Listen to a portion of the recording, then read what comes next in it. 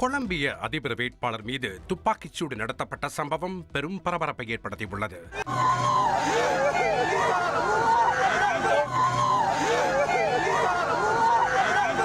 Bogotá பூங்காவில் நடந்த பிரச்சார நிகழ்வின் போது கொலம்பிய அதிபர் வேட்பாளர் மெகுவல் ஒரீப் டர்பே மீது 3 முறை துப்பாக்கிச்சூடு நடத்தப்பட்டது.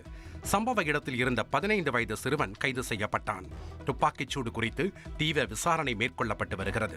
துப்பாக்கிச்சூட்டிற்கு ஆளான மெகுவல் ஒரீப் டர்பே கொலம்பியாவில் மிக பிரபலமான குடும்பத்தில் இருந்து வந்தவர். அவரது தந்தை ஒரு தொழிற்சங்க தலைவர் மற்றும் லிபரல் கட்சியுடன் தொடர்புடைய தொழிலதிபர். அவரது தாயார் பத்திரிகையாளரான டயானா டர்பே.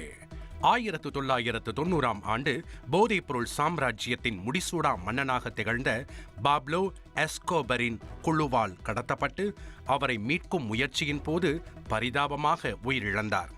பொகோட்டாவில் பிறந்த டயானா டர்பே கொலம்பியாவின் 25வது அதிபரான ஜூலியோ சீசர் டர்பே அயலாவின் மகளாவார்.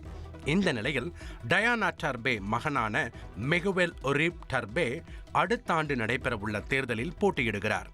அவர் எதிர்க்கட்சியான பழமைவாத ஜனநாயகம் மையம் கட்சியை சேர்ந்தவர். அவர் மீது நடத்தப்பட்டுள்ள துப்பாக்கிச்சூடு பெரும் அதிர்ச்சியை ஏற்படுத்தியுள்ளது.